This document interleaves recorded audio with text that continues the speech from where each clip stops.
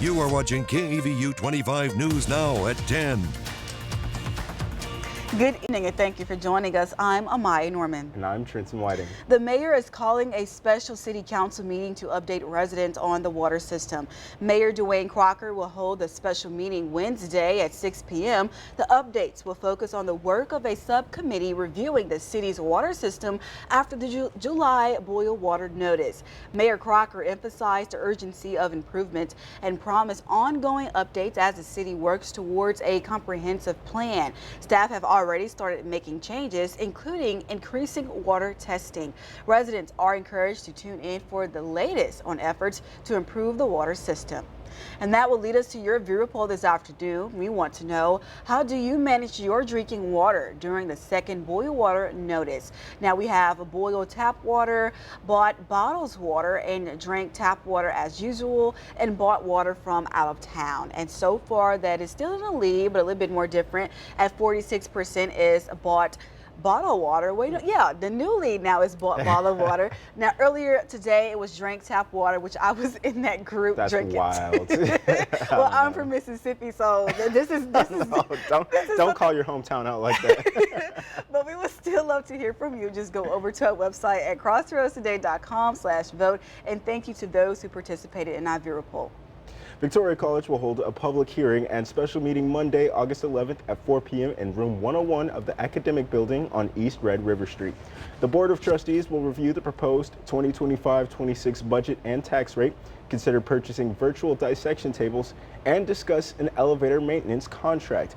Other agenda items include construction resolutions, rental rates for the Leo J. Welder Center, and board nominations. Meeting is open to the public and community members are encouraged to attend.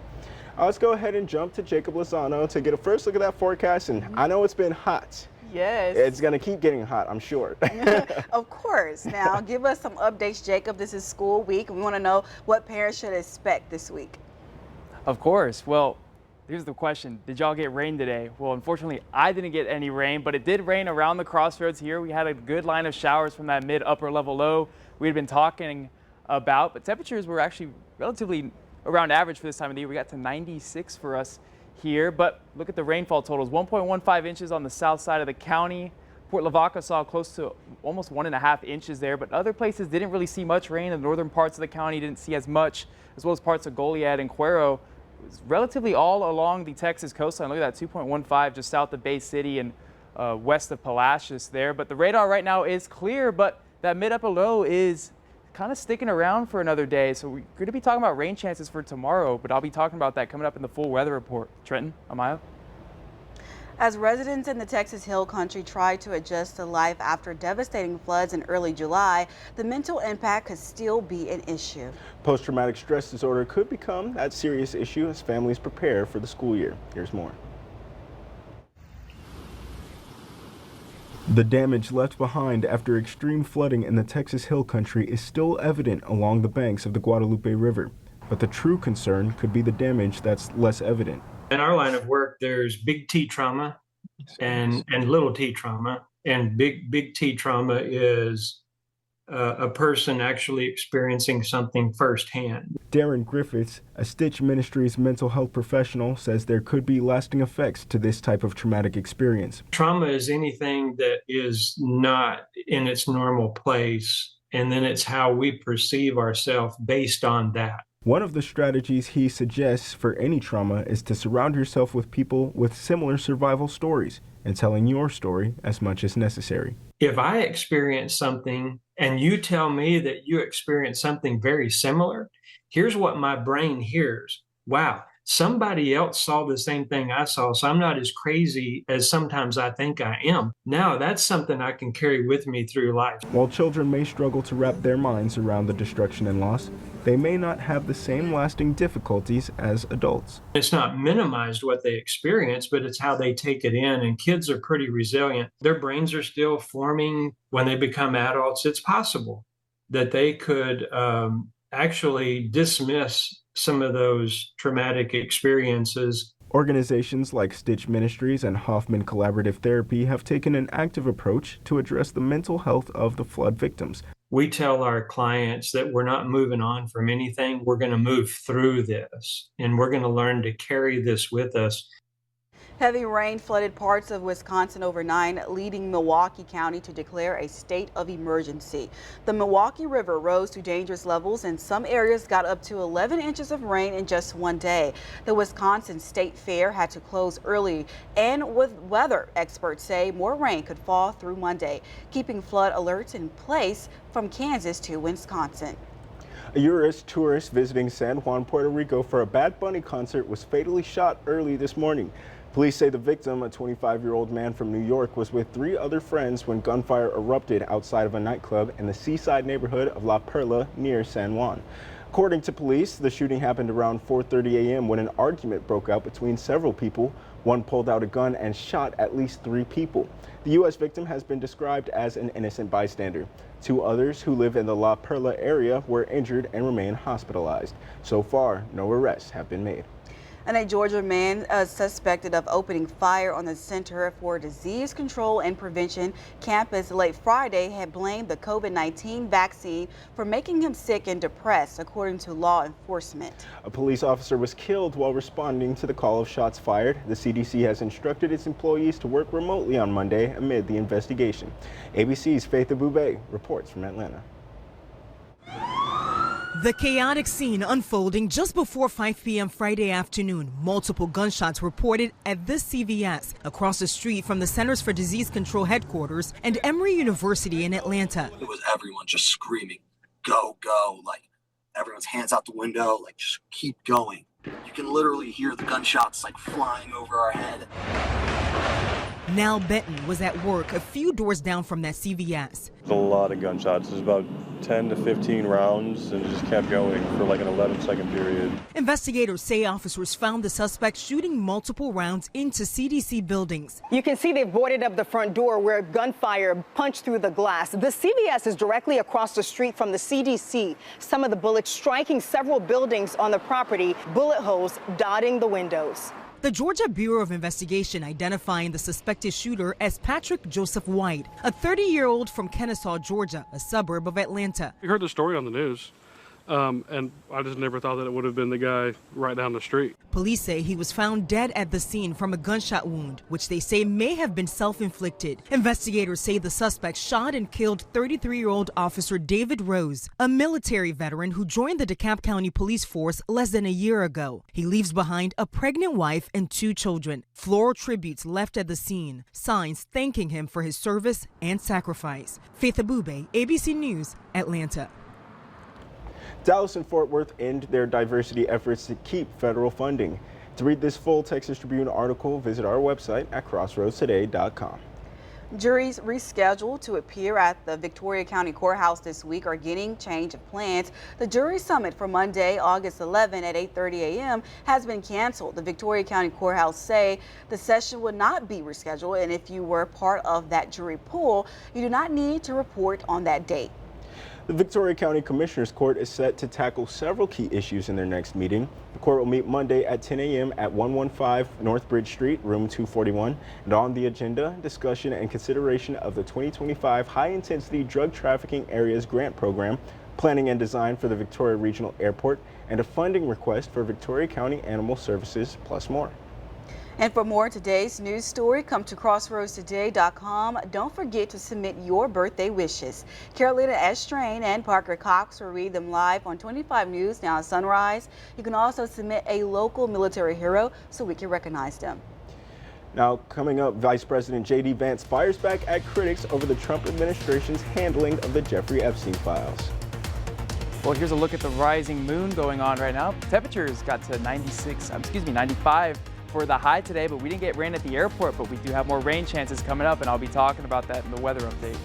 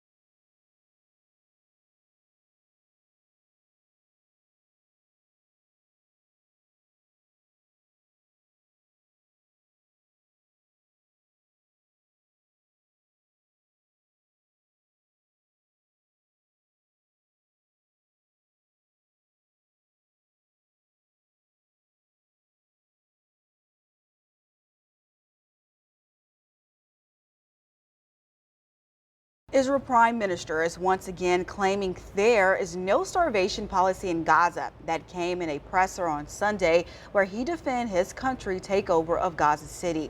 At least 5 Palestinians, including 2 children, starved to death over the past 24 hours. According to the Palestinian Ministry of Health, that rises the number of people who died out of malnutrition to 217, including 100 children. Here's what Netanyahu had to say. Since the beginning of the war, Israel has let in close to 2 million tons of aid. I know of no other army that has enabled such aid to go to the civilian population in enemy territory. Now, if we had a starvation policy, no one in Gaza would have survived after 2 years of war. But our policy has been the exact opposite. We let in, as I said, almost 2 million tons of aid, and sent millions of text messages, millions of phone calls to Gazans to get out of harm's way. President Trump had earlier said there was, quote, real starvation in Gaza, and UNICEF has warned that nearly 12,000 children were identified as acutely malnourished in June alone, the highest figure ever recorded. And U.S. Immigration and Customs Enforcement is now hiring people over 40. Homeland Security says it needs thousands more deportation agents. So it is removing previous age restrictions and opening up its doors to applications of all ages, including seniors. The agency recruitment website features Uncle Sam with a tagline that says, quote, America has been invaded by criminals and predators. We need you to get them out. End quote. Officials say 80,000 people have already signed up. Congress recently gave the agency nearly $30 billion to expand. The move comes as immigration enforcement ramps up nationwide. Vice President J.D. Vance is lashing out at critics upset with the Trump administration's handling of the Jeffrey Epstein files. On Sunday, Vance spoke on a Fox News program. He defended the administration's approach and then criticized Democrats for failing to act when they held the White House. Vance said the president has demanded full transparency, yet Democrats are attacking him and not the Biden administration, which Vance said did nothing for 4 years. The vice president's comments come as public pressure grows to unseal documents in this case. Just last month, the Justice Department announced there was no evidence the convicted sex offender kept a client list or was murdered in jail while awaiting trial on sex trafficking charges in New York City. And back here in the U.S., the countdown is on to that critical summit between President Trump and Russia's Vladimir Putin. Now, allies are pushing for Ukraine's President Zelensky to attend that meeting in Alaska on Friday. More now from ABC's senior White House correspondent, Selena Wang.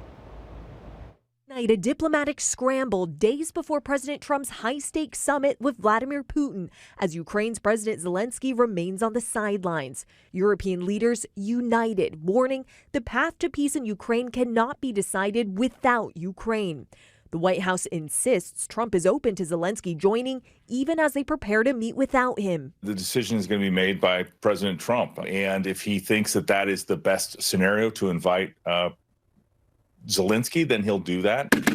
It's the biggest gamble of Trump's second term. The president suggesting Ukraine give up land to end the war. Zelensky flat out rejects that.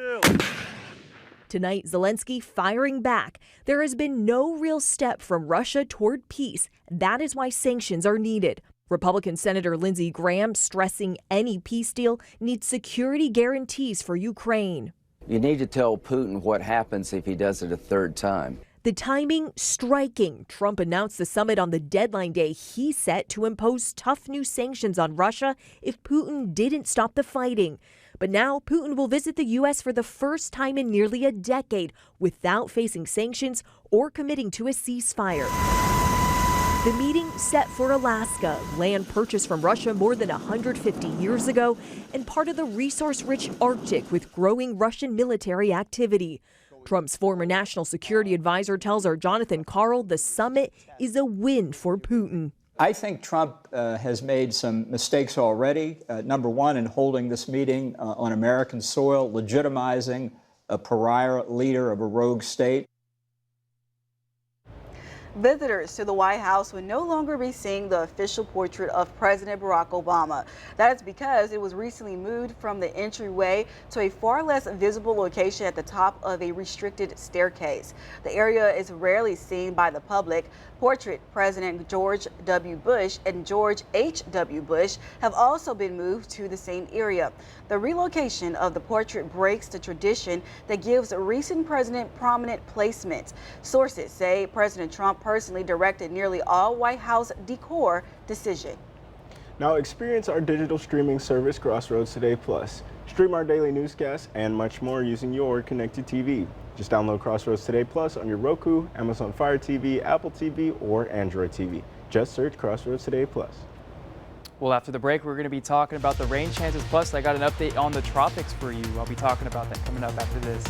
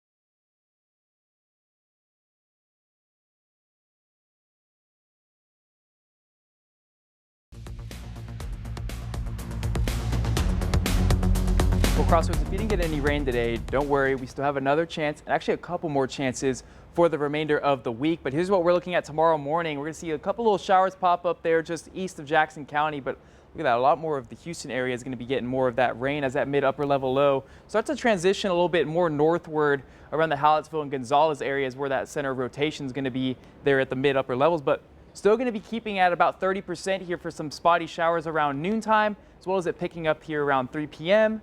And it'll be starting to die down as the daytime cooling begins here right around 6, 7 o'clock. That'll be diminishing, but comes right back here on Tuesday with that counterclockwise rotation at the mid-levels, kind of bringing some of that moisture down here as it wraps it all the way around. So spotty showers will continue here for Tuesday afternoon with the daytime heating.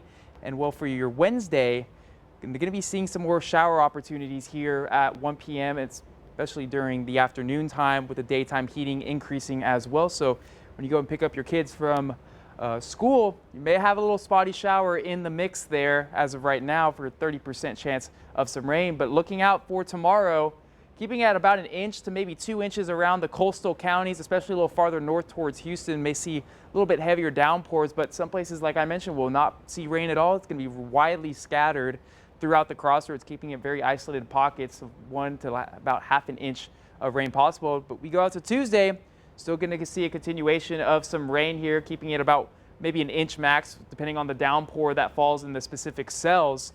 As well as Wednesday, we'll be seeing more chances of rain. But we're looking at the tropics right now. We got what could be our next tropical or named storm, Erin, here, right there off the coast of Africa, starting to make its way across. It has now a 60% chance of development over the next 48 hours.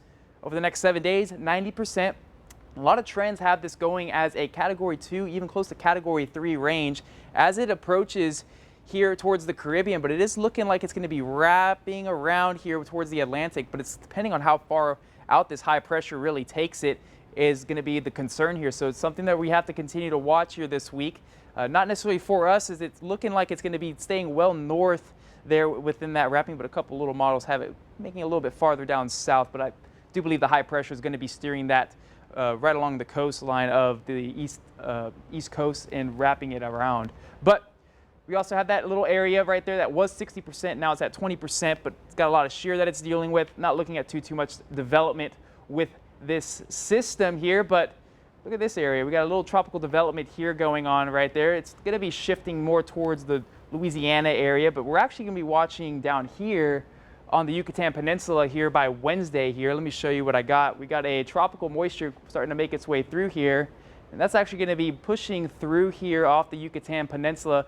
And by Friday, I think it's going to give us a pretty decent chance of some rain. But look out over here, this moisture blob right here of what could be our next developed storm, Aaron. So we're going to be watching the tropics for this week, but Daily Planner, 94 as the high, going to keep it at 20 to 30% chance for some rain here across all 3 counties, especially down along the coastline where you see more rain activity possible. In Cuero, we'll keep it about 20%, 95 degrees, mostly sunny skies. Won't be seeing too much that rain activity there. But the next 7 days, we're keeping it at 30% across the next 7 days, and temperatures will be right around average.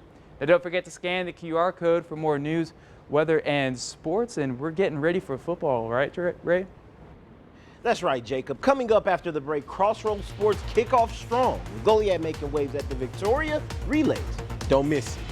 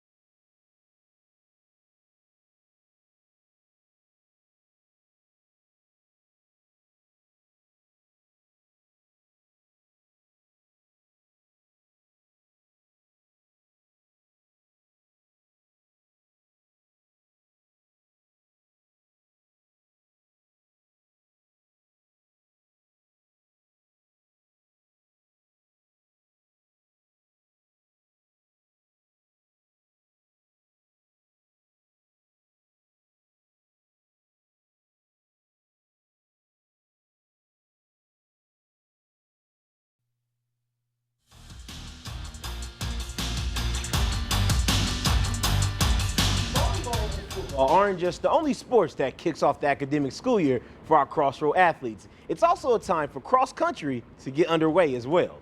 And Goliad High School looks to be a triple threat in all those sports previously mentioned. Just recently, the team competed here in Victoria as a part of the Victoria Relays. This was an untimed race designed to help the runners shake off some off-season rust, but that didn't stop them from having 2 medalists in the event. In the varsity race, Gabe and Austin placed 7th, and Jaden finished 2nd in his JV race as a freshman. A big congratulations to those runners. In Crossroads, we have the official highlights from the preseason debut of the Dallas Cowboys, and you already know the final score. Both Texas teams in the NFL came up short by 10 points, but let's focus on the positives, should you say. Cowboys running back Phil Mokfa stood out as one of the best offensive players in yesterday, helping to keep the offense afloat after the team found themselves down 14-0 in the first quarter. His 36 yards and 10 carries proved that it could be somewhat valuable in an effort to help get back in the game. And after the Cowboys' preseason loss, we wanted to hear from you, Crossroads. What should the team focus on next? Is it boosting the running game with players like Phil, tightening up the defense to stop early scores, improving offense consistency, or just building team morale and resilience? And here are some of the votes. We got 58% that says consistency on both ends, and I think I can agree with you guys on that one. And here are some good news for Texans fans. After a tough preseason debut and a 20-10 loss to the Vikings, the team announced today that the signing of Jalen Mills, the Super Bowl champion, brings added depth to the Texans defense, especially after safety Gardner Johnson suffered an injury. And thankfully, it's not a torn ACL, but his return date remains unclear. Mills is coming off a season with the Jets where he recorded 44 tackles, an interception, and a forced fumble in just 9 games. While this signing is mainly for depth, it's timely as given some concerns around Jimmy Ward's status due to legal issues. And the Texas Rangers are wrapping up their series against the Philadelphia Phillies. And the big questions going in today is, can the Rangers avoid a sweep? And yesterday's game was a close battle, ending in 3-2 in favor of Philly. But the Phillies have been the dominant team in the last 2 games, especially in the 7th inning where the Rangers faced tough challenges. But today, the Rangers put up a strong fight with Jock Peterson hitting the lone home run for Texas. But it wasn't enough as the Rangers concede to the sweep, losing the game. Final score, 4-2. And the Astros, on the other hand, had a much better day than the Rangers, closing their series on a high note against the Yankees. Jason Alexander pitched 6 strong innings, allowing only 1 hit, which helped keep the Yankees scoring low. As you can see, it's the score of 1. Astro fans' favorite Jose Altuve marked a milestone by hitting his 250th career home run, leading Houston to a 7-1 victory. The Astros will begin their series against the Red Sox tomorrow at 7:10 p.m. But that does it for your sports. Amaya and Trenton. Thank you, Ray. Now, Tom Brady's statue just went up in Boston, and it's as legendary as his 6 Super Bowls. Stay tuned for the big reveal.